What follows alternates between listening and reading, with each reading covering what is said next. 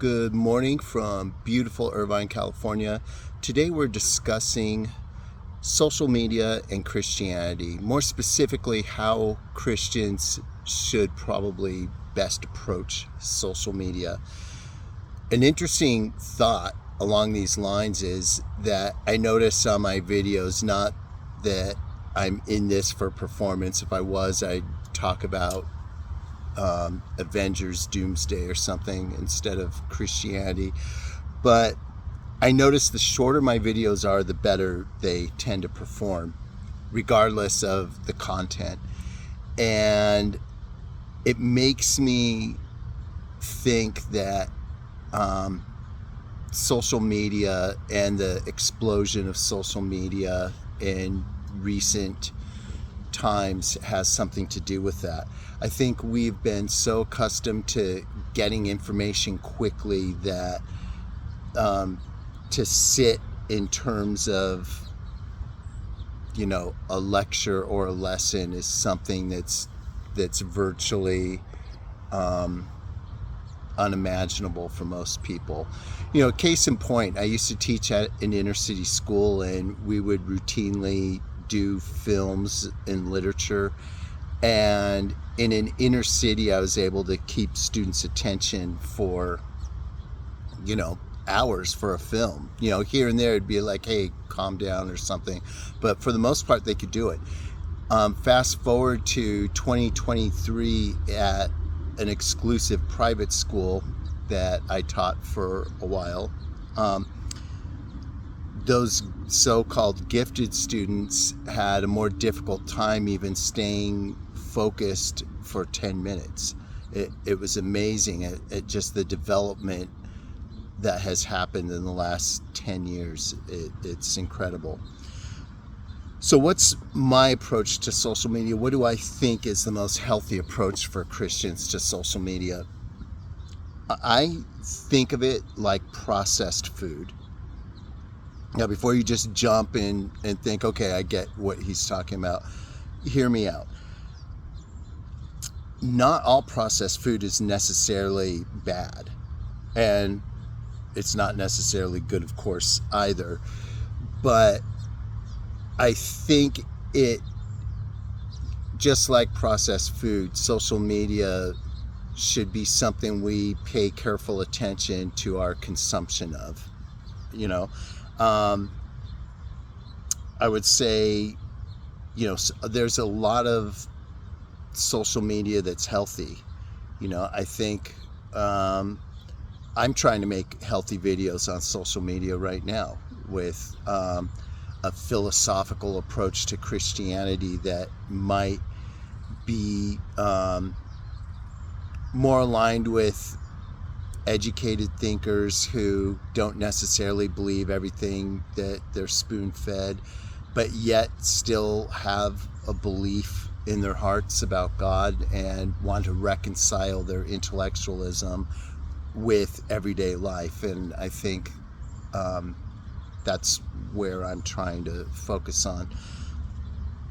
I think there's other healthy videos about exercise, nutrition, religious formation. Some of my favorite things to do every day, I listen to Mike Schmitz and Ascension Presents Catechism in a Year, Bible in a Year, and Rosary in a Year. I've been doing that for the last 4 years. Rosary of the Year, this is my 3rd year because it's only been going for 3 years.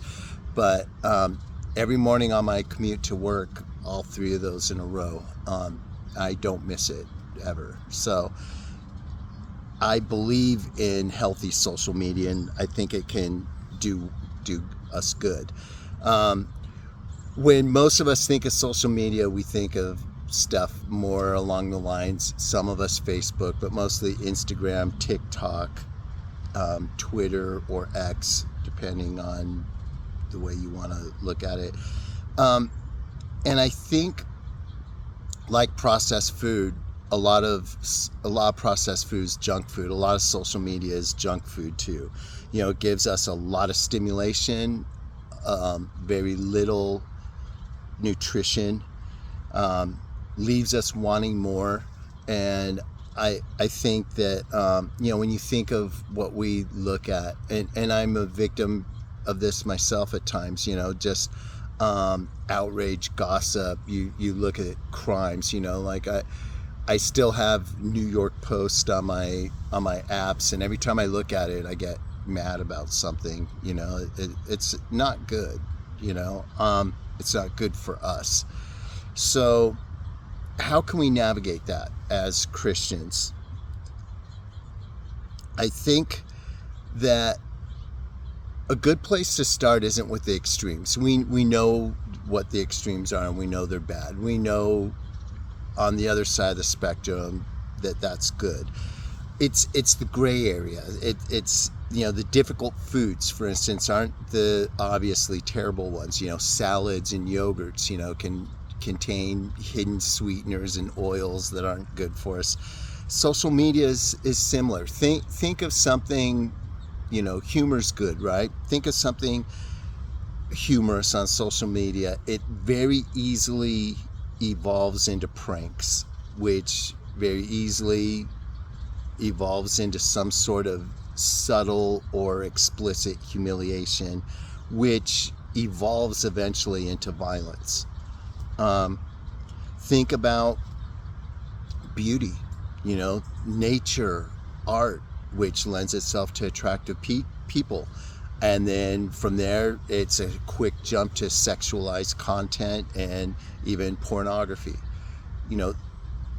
There's an old saying, that the path to hell doesn't come in one great leap. No one, the devil doesn't come out and say, hey, this way to hell, and you're like, yeah, I'm in. It happens in small, indiscernible steps, and I think social media can entrap us that way.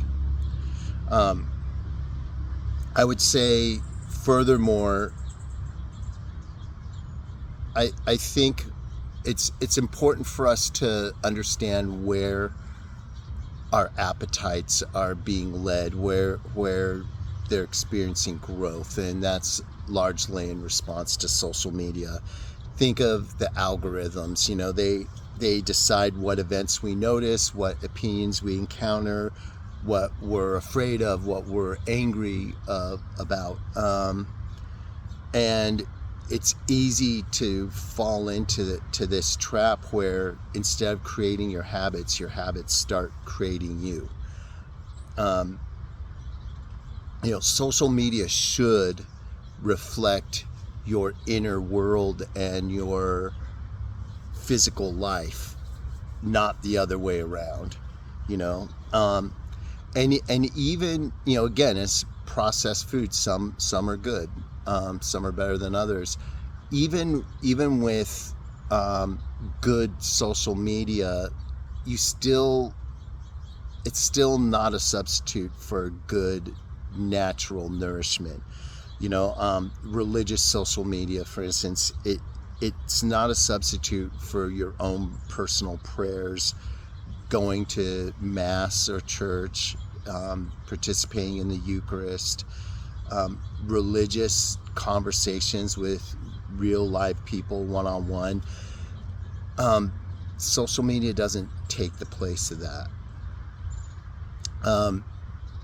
So what's my conclusion is, just like with processed foods, watch your diet. What should our attitude be? It shouldn't be, necessarily rejection or fear, not unlimited consumption either, but just moderation and discernment. The same things that I would recommend to people about social media from a non-Christian standpoint is what I would say to Christians. But I think it's more important for us because we're called to live better. We're called to live differently. So when you're consuming your social media, just ask yourself, is this making me healthier or not? Is this helping me become the person God wants me to become, or is it leading me in another direction? I just want to return to a point I made earlier in the video. Eventually, like they say, you are what you eat. What we consume oftentimes ends up consuming us. And when our social media habits start creating our reality instead of our reality leading to our, or shaping how we use social media, it has stopped serving us, and now we're serving, I guess, somewhat of an idol. That's all I have for today. Looking forward to next week, and till then, God bless.